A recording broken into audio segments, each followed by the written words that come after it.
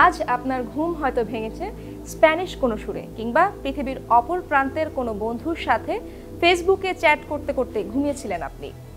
প্রতিনিয়ত আপনি বিভিন্নভাবে পৃথিবীর বিভিন্ন মানুষের সাথে যুক্ত হচ্ছেন, কিন্তু আপনার আমার গ্লোবাল কানেক্টিভিটির পৃথিবীতে এমন কিছু জাতি আছে যারা কিনা পৃথিবীর সব যোগাযোগের বাহিরে, পৃথিবীতে থেকেও যারা আমাদের কাছে এলিয়েন। পৃথিবীর অদ্ভুত 5 জাতি নিয়ে আমার আজকের বিশ্লেষণ।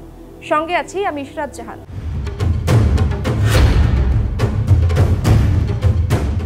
বঙ্গোপসাগরের উত্তর সেন্টিনেল দ্বীপের বাসিন্দাদের প্রায়ই বিশ্বের সবচেয়ে বিচ্ছিন্ন মানুষ বলে ডাকা হয়। তারা কি ভাষায় কথা বলে আজও বাহিরের মানুষের কাছে তা অজানা। আবার নিজেদের তারা কি নামে ডাকে তাও আমরা জানি না।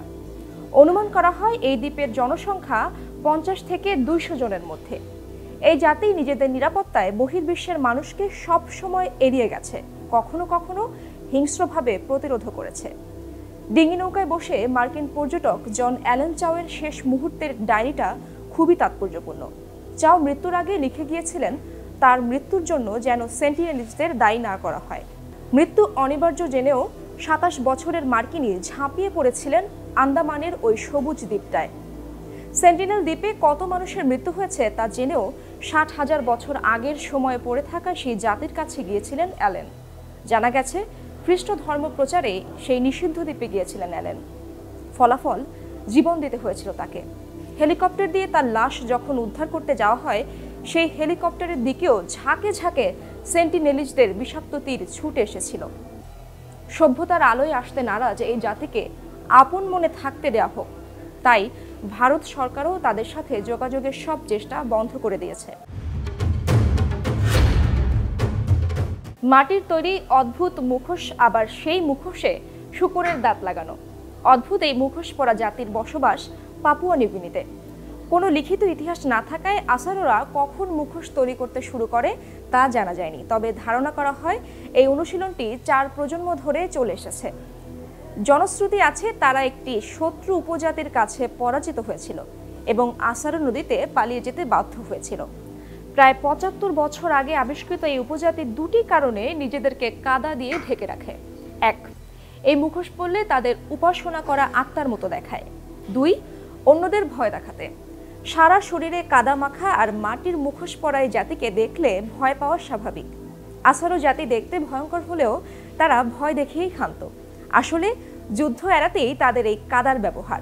তারা মনে করেন ভয় দেখাতে পারলে যুদ্ধের কোনো প্রয়োজন নেই। অন্য উপজাতিদের মতো আসারোরা নাচে পারদর্শী না, তবে অঙ্গভঙ্গি দেখিয়ে অসাধারণভাবে তারা যে কোনো গল্প বলতে পারেন।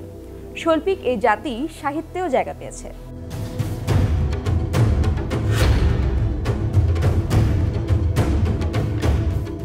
ইন্দোনেশিয়ার দানি অদ্ভুত উপজাতি। অদ্ভুত কিছু রীতির জন্য এই উপজাতির বেশ খ্যাতি রয়েছে।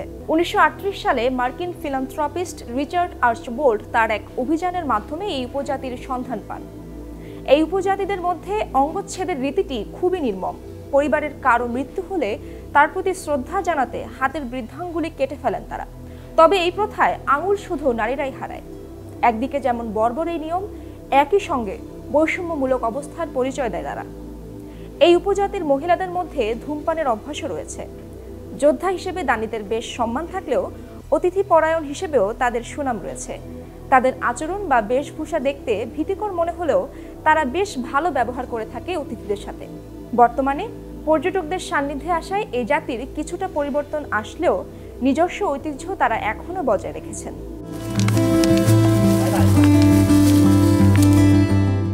এবার এক নরখাদক জাতির কথা বলবো। তাদের নাম ইয়ালি। এই উপজাতিরও বসবাস পাপুয়া নিউগিনিতে। অন্যান্য উপজাতিদের ভয় দেখানোর উপায় হিসেবে নরখাদক চর্চা করত তারা, তবে ভয় নেই। বর্তমানে ইয়ালিরা বেশিরভাগই নিরামিষভোজী। তারা শুধুমাত্র বিভিন্ন অনুষ্ঠানে শূকর খায়। তবে আগে এই জাতি বন্দীদের ধরে নিয়ে গিয়ে উৎসবে সেই বন্দীদেরই খেত এবং সেই বন্দীদের হাড়গুলো পিষে ধুলোর সাথে মিশিয়ে শত্রু উপত্যকায় নিক্ষেপ করা হতো। শুধুমাত্র ভয় দেখাতেই এই চর্চা ইয়ালিদের। বাজু বা সামা বাজাও নামে এক অদ্ভুত জাতি। এদেরকে দেখা যায় মালয়েশিয়া, ইন্দোনেশিয়া, ফিলিপাইনের কিছু অঞ্চলে। যারা এখনো টিকিয়ে রেখেছেন ফ্রি ডাইভিং এর প্রাচীন পদ্ধতিকে। বলতে গেলে এই সম্প্রদায়ের মানুষরা জন্ম নেয় সাগরে আর তাদের মৃত্যু হয় এই সাগরেই।